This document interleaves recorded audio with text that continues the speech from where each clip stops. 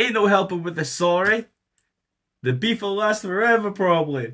And I came to blow up your candles. Welcome to the party.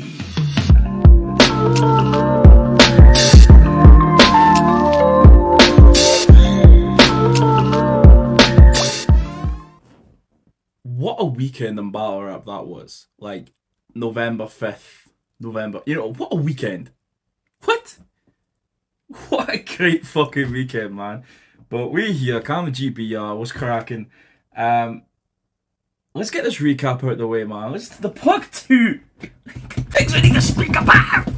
Venue's looking real good, man. It was it was no real queue for drinks or nothing. It was, plenty of bartenders. Kind of spacious, but like busy enough. Like the crowd, it was packed, but you could go and get a drink real quick in a battle or something. You know what I mean? It was fucking great venue to be in. Really gotta give it credit for. But you need to give me my hoodie. Amish and Arms, my fucking hoodie. So let's talk about the battles that happened on the day, man. I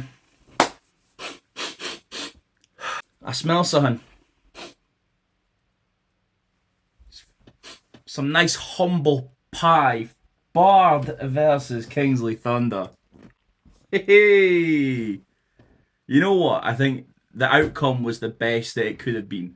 A 3-2 split decision, a real good back and forth, in general. And it was probably the best performance from both of them in the entire tourney. I was a bit worried for where Kingsley was after the Mado performance and where Bard was after the Kick Nelly performance. And, like, maybe did he peak versus gas buff, or there's worry in there, and one was going up, the other one went up and slightly. Kingsley, man, Kingsley did his fucking thing. Like, if I was judging the battle, they were looking for a judge. I went, I'll do it, and then they went, ha ha ha ha. Never mind. I went, ha ha ha ha. Okay. I gave it the Kingsley. It might have been a gentleman 30. It's every round is debatable. Every round. And as a battle, the Academy needed to end strong, and it's exactly what it did. It's exactly what it did. This is a stock riser for both, And you know what? This sounds selfish, right? Sounds selfish, right? But and Bard really showed this, especially at the end of the third. I kind of miss shock value bars. Now that makes me sound like a cunt. That makes me sound like a total cunt. Bear with me. You know that moment you just go, oh, that's fucked up. Oh, that's a wild thing to say. It's not often you get that feeling in battles anymore. I think everyone's slightly too nice in a way. Like there's, it's the sport of battle rap. Like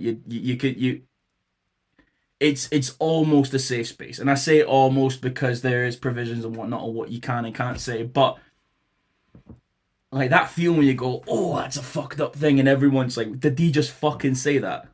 I miss that. It does not happen nowhere near as much in the UK. I think the US got kind of used to shock value bars where it came from, like Jack Boy Maine and whatnot. They got used to that shit, but we kind of skipped past that era, and I would like see a little bit more. But that's I really sound like a cunt saying that. But I think in that battle there, to me, a gentleman's 30, but it's when it's out for the general masses, like it actually might be a totally different conversation. It's just how I had it at the time. A great battle for both. They both need to be in the fucking either Division 1, Division 2, but they need signed. I fear when they do the 2020, when they do the league, because of what Bard is like, I fear that they're going to just kind of try and skip past that for some friends. And this isn't nothing against any of the team leaders and whatnot, and but for what Bard does, is it a risk? However, I would say that Bard wins battles, and that's what you're wanting. So this is a stock riser for both. Kingsley will definitely get picked. and so should Bard as well, man. Fucking. So we go from there on to Moke and Frost. Now, I walk in the building. Frost has been talking spicy. And I'm like, oh shit.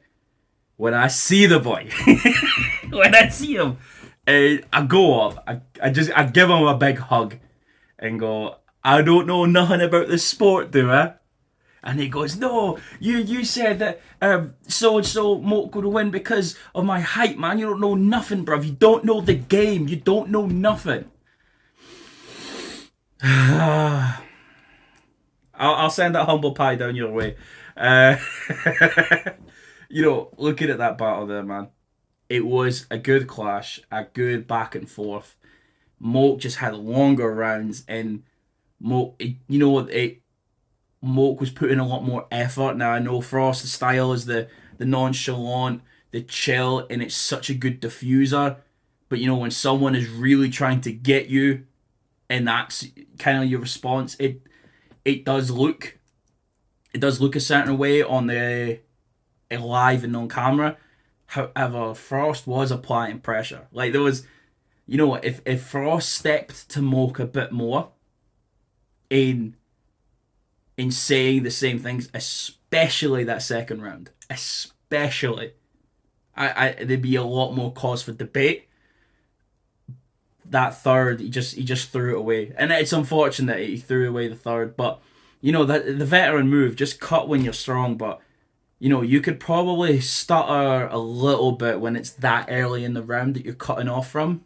But Moke did what Moke does, man. Moke crazy. Moke is crazy. And you know what? I even with the Frost flips, some may have been used before, some may be a little OBC. However, Moke sold that shit, and every single Frost flip was getting reaction because he was selling it. And he, you know what? He just picked his angles right. He did everything right, and got to give off for both of them. Another good battle. But I said Moke 2-1, and I think that's probably about right. The second could be up for debate. But you'd have to see that on camera in the building there. That was a clean Moke, but yeah, Scoop versus Frankie Fraser. It's a crazy, crazy, crazy battle, man. There's so much live in how they're performing, and then there's so much on the replay back as well that there's. Frankie's so good on the playback. He's so good at the playback that even if the shit that I'm watching the TV reacting to as if I first heard it, when I'm actually in the top corner in that fucking venue, acting like I didn't hear it. It's fucking unbelievable what Frankie does. And even Scoop, man, the patterns and, the original punchlines, cadences, and two titans just... that if you've not got like the Patreon or anything like that, do get the Patreon. It's fucking everything. It's absolutely worth it. Shout out both of them. If I have to give it, I think I'd probably give it the Scoop 2-1. But that was in the building perspective. Or when I was watching it back on camera, man, it's so close. Like, I'd have to give it a third watch to then confirm who won. It's that fucking good. I'm telling you, watch it sooner than later. It's insane. Co-main event, Ark and Koji. Now, I got, right, the one time I'm fucking behind someone in the battle and I get another one of them cut right, and I get it. I'll back the fuck away completely. Totally get that. Fine. And I hear what people are saying. I don't think I was that bad in that battle there. I think I was there and then it dipped, you're there and you're reacting and whatnot, and it's, it's part of the energy. And that battle as well, the energy's gone up too. It's all in the venue, all in the field. And I just happened to have been chatting to Skirmish, and it's like, oh, I guess I'm here then. It is what it is. So, they go in the back and forth, and you know what? I don't know if it's a total late prep for Koji or whatnot. Like, Koji, I'm gonna preface this: Koji had 3 rounds, like, but that's it's somewhat expected. Um, Koji has such a punchline cadence that I wish that he had more punchlines to match it. Like his cadence suits so much of just going back and forth like the Av and Fawn's type style, but he's trying to dissect people, and I think that's a little bit more of the UK battle rap influence. Whereas, like he could just be back to back, back to back, back to back, and go for like half a round of just that and the same patterns that he'd be getting into. Because I'm trying to look with his style. I'm trying to look for that. Like a Bobby Rex can go on for sequences without punchlines, and it all fits because the sequence works. I think Koji's style, the pauses, the breaks, and whatnot in between. I'm thinking this is punchline space, but you're trying to dissect someone, and I think that was one of the main differences between him and Ark. Ark, I think maybe got all 3. The third is a bit of a chop up, but Ark again, the professional, absolute professional, going out there doing his fucking thing like it's nothing, and I mean, that's Ark. That's Ark beat 2 of the top guys in the UK right now. What's next for him? I want to see some London or like some south of violence.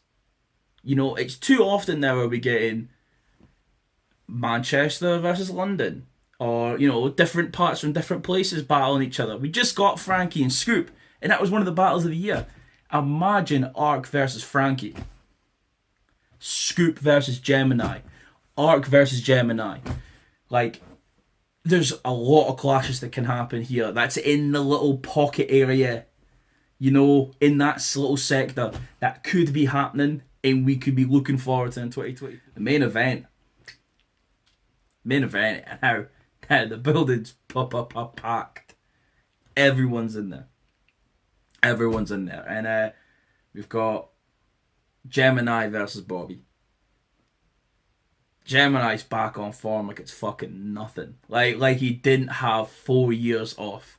And you know what? These UK legends, I don't know if UK battle rap is more reminiscent and accepting of their styles, or as if their shit just never ages, because that O'Shea came back flawless.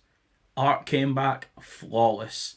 Gemini's comeback flawless. Scoop comeback flawless. Like, genuinely, and Bobby was everything. This is another battle that was everything it needed to be. Bobby was just the tension, the aggression, the talk to them. Nobody's spoken to Gemini like that. Nobody has. I just the way Bobby can put a point across now, it's incredible, and the pressure put on, and the thing is, great thing as well, Gemini's there and he's just following you with his eyes. He's not backing down from nothing. Another incredible battle, man. Another one. Going for who won. Right now, I'd probably say that Gemini might have won the first 2, but the clearest round is Bobby in the third, obviously. But Gemini knew that as well, like with the homage to Bagnall, and bringing in Izzy as well was pretty fire at the start, but that's just part of it, like it's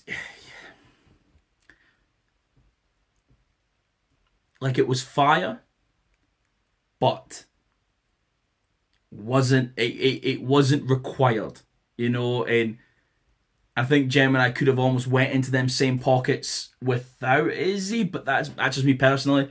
And maybe a bit more of a subtle introduction. There's different ways that could have worked. However, really, both of them did their fucking thing. It's another contender for Battle of the Year. Just everything that it was needed to be. Holy shit. But in the end, like that, this event has been incredible. It honestly, like, it was just plug one. with more. like the energy in the room, you know, everyone was so nice. You know, the crowd was, you know, roaring, you know, the vibe was great, it was intense, but you know, little pushing and shoving here and there, but just enough. You know, and was in the building, you know, shout out to him. That was crazy in itself. You know, like, you know, the bridge is happening, you know, like it's, I tell you what, like I haven't really spoken about Don't Flop much on this channel because it just sort of, I want to. It's, you know, it's the impact right now that Don't Flop is having is not quite the same. They've just had the fighting talks card, and Quill's the champ. You know, apparently another great battle from Crafty and Quill.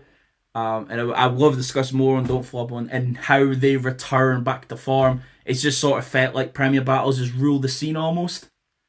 Even when Noel's chat, and they've got a fucking fire card too, man. Got fucking Tech versus Whispers still, and they're redoing Villain versus Black Tea, just fire, great, and then they're also still doing Rivers versus Tally. They're getting that out the way for the end of the year, incredible, you know, and then they've got Bizzo versus Thesaurus as well, still. As well as like, even LSD's got a big play with 1 a.m. Shout out LSD, you're a cool guy, man. But all in all, great time. What else could be said, man? What else could be said?